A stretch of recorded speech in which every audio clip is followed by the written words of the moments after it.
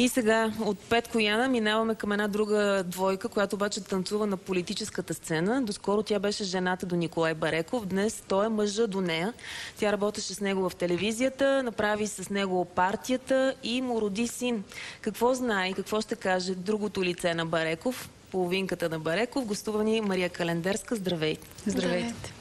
Наскоро Деница Гажева, жената до Волен Сидеров, му роди син. Като жена в същата позиция, какво искате да й кажете? Вие пък родихте малкия Бареков. Нямам какво да кажа. Раждането на едно дете винаги е хубаво събитие. Намирате ли някаква прилика? И Деница, и вие по някакъв начин, как да кажа, работите заедно, покрай това се случва връзката ви, след това те се разделят с жените си, след това вие им раждате синове. И след Искате това... да ме ядосат първата минута. Кажете си го, няма проблем веднага. Защо да ви ядосва ли ви? Ами хронологията е вашия прочит на събитията. А вашия какъв? Аз ви моля да си говорим за малко по-смислени неща. Винаги ми е било неприятно да робят в моите чершафи и аз гледам да не робя в чершафите на хората. Донесла съм ви малък подарък, спомен от Искъра. Една част от нашата акция, която направихме в Самоков. За Софийска вода, надявам се да приемете подаръка. Мерси, благодарим много. Обаче, влизайки в политическия живот, вие влизате директно в медийния живот, така че няма как да си спестявате въпроси от труда на... Така е в действителност. Как ще изглежда света утре, когато младия Бареков и младия Волен пораснат? Затова съм тук, защото вие също имате неголямо дете. Ако сте опитали да излезете с количката по София, ще видите, че трябва да отидете точно до парка и да спрете до парка и там да се свалите количката, защото ако се опитате да минете по софийските тротуари, които са на стойност стотици милиони, всъщност не можете да минете с количката. Това е днес, ама утре как ще изглежда? Те дали ще управляват двамата?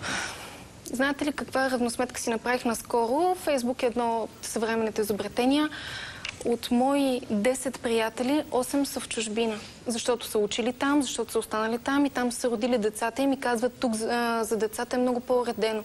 Има и образование, има и всичко. Аз съм тук и съм се впуснала в тази, мога да кажа честно казано, мръсна игра, за да се опитам преди да емигрирам и преди да изгоня детето си, да учи някъде другаде, както направиха и моите приятели, както в момента правят стотици хиляди хора, да се опитаме да направим нещо така, че това място да става за живеене за младите. Политическата кампания още не е започнала. Виждам, че сте се заредила сериозно с аргументи.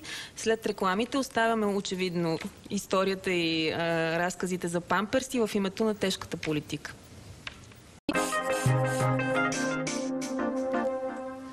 В комбина ни гостува Мария Календерска, с която преди рекламите говорихме за наследниците на Волен Сидеров и Николай Бареков, но оставаме децата на страна, за да си говорим за майките и бащите.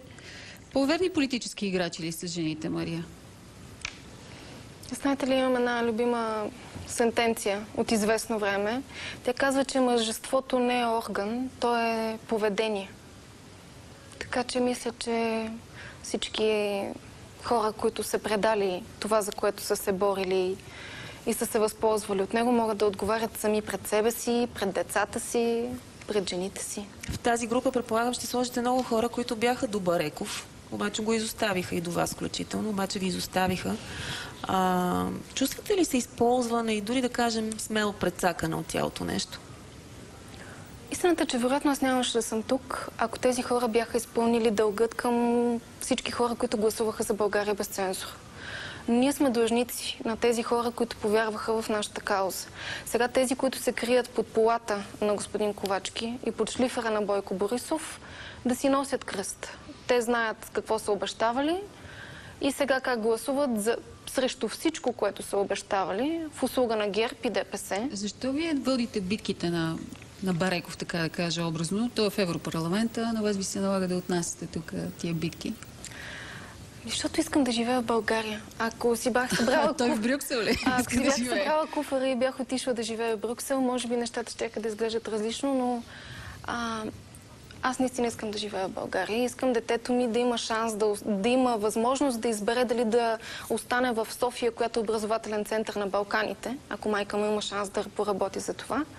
или да отиде, например, в Дания, която е превърнала образованието си в цяла индустрия. Ако не успеете тук на наша почва, има ли шанс да си хванете куфарите и детето и да отидете в Брюксел? Поне там има бъдеще и база, и добра леглова база. Знаете ли, аз сега, като гледах как Ангел Джамбазки, който е евродепутат, се бил кандидатирал от името на ВМРО за кандидат кмет на София. Той със сигурност няма как да стане кмет на София. Общински съветник също няма да стане. Не вярвам да изостави уютното убежище на Брюксел. Там депутатския стол изглежда доста по-различно. Въпросът беше за вас, да, не за Ангел Джамбазки.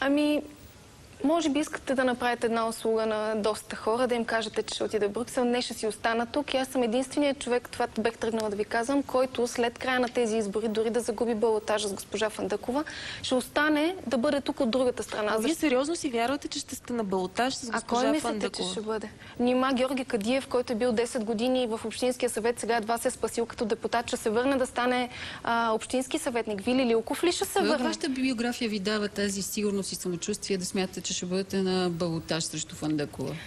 Сметката е много проста. Аз съм единствената на правилната страна, която не е част от управлението на национално ниво. Коя е тая правилна страна? Защото наистина, кое от биографията ви? Вие сте младо момиче на 31 години. Правилно е управлението на София. Всички казват няма пари. По времето на Софиянски, вие сте журналисти от доста време. Бюджета, знаете ли колко пъти по-малък беше? Това не е отговор на въпроса. Не, 3 пъти по-малък беше бюджетът. Тоест сега 3 пъти по-добре ли живеем? Харчат се тези пари, те не се харчат за вие сте на правилната страна? Защото съм на единствената страна, която ще установи контрол и ще спре кранчето на тези хора, които са се настанили удобно там. Вие намесихте се сама преди малко Христо Ковачки, който успя да напазарува вашите депутати. Как да ви повярваме, че с тази платформа и с хората, които няма зад вас, вие ще успеете? Вие сте сама... Зад мен има повече от чудесен екип. Това не са хората, които са били най-напред да се изтъргуват. Това са истинските хора, които са се борили, са останали... Колко струваха вашите депутати? Вие можете сама да го изчислите. Питайте тях. Ще смее ли Росен Петров да ви каже колко сега получава като заместник-председател на Ковачки, или ще каже нищо не взима? Според вас колко струва едно такова място? Или едно депутатско? Искам да ви кажа, че всички ние плащаме огромна цена за това. Да оставим тия клишета. Смисъл, колко струва едно депутатско място реално? А не е ли вярно, че всички ние плащаме цената на това, че на Цариградско му се прави ремонт за трети път по време на мандатите на госпожа Фандъкова? Това са 20 милиона. Знаете ли колко се дават за здравеопазване в София? Ако не можете да задавате смислени въпроси, оставете ме да говоря смислено. 15 милиона, т.е. 1% от бюджета. Само толкова, колкото тази година е струвал ремонтът на Цариградско. Да, по-спокойно само. В смисъл, разбираме посланието. Въпрос е да си говориме за... Разбирате ли, че обслужвате ГЕРБ? Нападайки единствената опозиция, след време ще излезе. Вие ли сте единствената опозиция? А кой е? Ние трябва да се застреляме, ако това е единствената опозиция. Много мило. Значи гласувате за ГЕРБ. Не гласувам за ГЕРБ. Да се застреляш също е избор, не? Да, обаче циганите, които ще гласуват за ГЕРБ и за ДПС, няма да се застрелят, ще отидат, ще си пуснат бюлетината. За всички останали депутати, които няма да останат в Общинския съвет, ще им се разпилеят гласовете и накрая ще си останем само аз и Фандъкова. Пък вие, ако искате, се застреляйте. За да излезем извън агитацията за кметските избори, приключиха ли проверките на НАП срещу вас? Срещу мен няма проверка. Всъщност има проверка, няма ревизия. Аз казвам вас и визирам и вас и Бареков. Доколкото разбирам, няма защо да бъде образувана ревизия срещу мен. Аз съм обикновен човек. И такъв смятам да остана. Къщата, с която разполагате с Бареков, беше проверявана доста пъти. Знаете ли какво приключи проверката? Ще стане накрая. Само че ще ви помоля, ако не сте се застреляли, вие тогава, когато излезе накрая проверката на НАП, да кажете едно голямо извинявай, Бареков, защото тази къща е купена абсолютно законно и това ще признаят всички институции. С какви пари? С законни пари. От какво? Негови. Изкарани от какво? От работа. Не знаете ли, те излязоха договорите му. Мисля, че телевизията ги публикува, като си мисля, че му направи много лоша услуга. Така де. И какви пари е изкарал той от журналистика? Не знаете какви пари. Ами кажете, вие сте жената до Бареков, разказвам. имате дете от него, в публичния живот сте, искате да ставате кмет на София, за да Той ги е казвам декларирал кметица. преди 2 години и ако вие ми кажете сега, че не знаете с какви пари той е изкарал, след като развявахте тук декларациите, как той е най-богатия политик, ще си помисля, че доста сте изостанали, доста сте изостанали с новините, но ако кажете, мога и да ви разкажа още веднъж. При положение, че тук в последния път, когато гостува, каза, че е намерил някакви 60 хиляди в КТБ, нали, които бил забравил, предполагам, че става дума за доста пари, така че при това, в тая връзка, вероятно говорим за доста пари, изкарани от журналистика. От журналистика явно си изкарат много пари. Явно, да. Много жалко. Поведението ви е много жалко. Казах ви, че обслужвате ГЕРБ и продължавате да го Вие правите. че си дойдохте с тази теза още преди да започнем разговора. Не започнах разговора така, ама вие това е като част от почнете да се платформата. застрелвате в ефир. Виждам за вече какво знаете ли, говорим. ако Набрала сте управляващите си бяха скорост. свършили работата, хора като мен можеха да си гледат живота. Обаче реформатори, протестна мрежа и всякакви други псевдопатриоти просто се продадоха на ГЕРБ.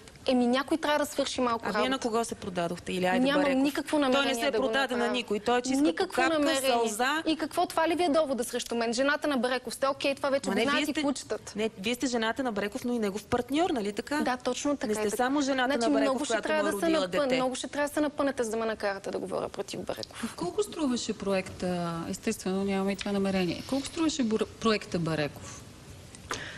Знаете ли, аз сега четох, не знам дали Тити Папазов е регистриран в листата на ГЕРБ, ама колко струваше спонсорството на този Левски и на другия Левски. Колко милиона спонсорство? Не, говорим за колко милиона спонсорство, защото нашата партия всичко е декларирано. Колко милиона спонсорство са това? Ще питате ли? Знаете ли колко е субсидията на ГЕРБ, които са наши пари? Вместо да отговаряте на въпроса над 20 милиона е субсидията на ГЕРБ. Колко пари платиха на Бареков, за да стане лице и създател на България без цензура? Ами знаете ли, каквото и да са му платили, не е дошло вкъщи. Наистина ли? Ако бях в Канал 3, ще да си помисля, че работите за... А къде отидоха тези пари? Казвате, не останаха в къщи. Къде отидоха? Това е единственото място, където мога да видя пари. А вие тук, като сте решили да си налагате някакви тези, си ги защитете вие.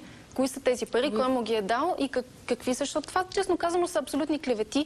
Вие налагате мнение, държите се безобразно. Вие ли сте новата журналистика? Така ли трябва да твърдите кой на кой какви пари е дал? Добре се подковава. В отношенията между Цветан Василев и Делян Пеевски... Имате ли отговор на това какви са тези пари, кой ги е дал? Имате ли отговор или само... Ние питаме вас. Не, питате, налагате мнение. Не налагаме мнение. Не налагате. Не, само твърдите, че ги има, обаче не знаете което вълнува цялото общество. Е нормално да зададем този въпрос, при положение, че цялата държава говори за... Ако Бареков беше толкова добре подплатен, колкото казвате, сега нямаше да е в Брюксел и може би щеше да управлява с ГЕРБ. Само, че там са Каракачанов, там е ДПС и реформаторите, вашите любимци. На чия страна остана Бареков? На Цветан Василев или на компромис на реформаторите? Защо не вземете да ги питате? На чия страна остана Бареков? Той беше близък приятел и с двамата. В момента с кой се чува? Не съм говорител на Бареков. Мария Календарска съм и съм кандидат кмет за София. Вие познавате ли? От коя партия? От България без цензура. На която е с какъв лидер? Да, само че не съм оговорител. Ясно. Бидейки в неговата партия, вие отговаряте и за Ама хората, вие ме питате, Николай Бареков, еди какво си? Питайте пак, ако искате. Добре, питам ви като жената до Бареков. Чувате ли се с Цветан Василев или с Делян Пеевски? Не се чувам нито с Делян Пеевски, нито с Цветан Цветанов. Защо прекратихте това невероятно приятелство плодотворно? Ако четете вестници, за една година, знаете ли какво пише в пеевските вестници за мен и за мъжа ми? Какво? Ами четете вестници. Кажете за всичко това, какво имате предвид? В смисъл, то си списа много. Е лошия герой. Ма вие пак не ми отговорихте. Чувате ли с Цветан Василев или с Делян Пеевски? Не отговорих ви, ама може би не това, което очаквате. Не, искам да чуя... Ама не ви ли казват в ухото, че ви отговорих или не чухте? Не ми казват в ухото. Не се чувам. Добре, да ви попитам, ще излезе ли някога, ще кажете ли истината за това, което направихте преди изборите в Костинброд? Костинброд? Знаете ли, аз съм разговарял с много хора от ГЕРБ, ама дано сега да не ви се обадят да ви затворят предаването или това да не е последния ви брой. И съм разговаряла с хора от ГЕРБ и то на ръководни позиции, такива, които напуснаха ГЕРБ.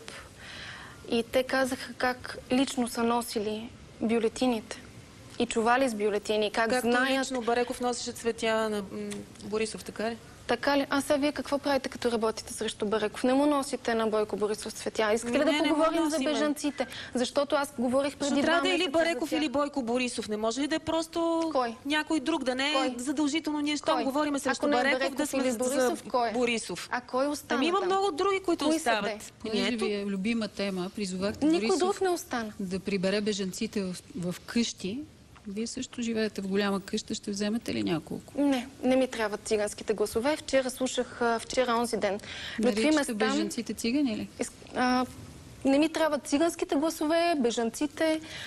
Исках да ви кажа за Лютви Местан, който прояви безчовечна наглост, като обяви, че проблемът с бежанците всъщност е възможност за набавяне на работна ръка и на решаване на демографската криза. Искам да му кажа, че живеем в България и подобно нещо не може и не трябва да бъде допускано. И честно казано, съжалявам, че в България политик няма смелост да защитава по подобен начин български етнос. И докато се караме с вас, ако мога да ви помоля да свърша нещо, което смятам, че може да бъде полезно. Да помоля църквата да излезе напред, защото в момента тези нелегални емигранти и бежанци, не всички бягат от войната, 20% са само сирийци, както стана ясно, докато те прииждат и в момента са повече от нашата армия, по принцип, само от началото на годината са влезли тук, да помоля църквата да излезе напред, да излезе до хората, да поработи малко, за да напомни на всички какво е вярата и какво може да ни сплоти и да ни задържи като етнос, а не да бъдем претопени от мюсюлманите. Ако сте слушали в YouTube, има не толкова популярни видеа, как те призовават хората да дойдат тук, да се установят, да се размножават и да завладеят Европа. А каква е вашата рецепта като кандидат за кмет?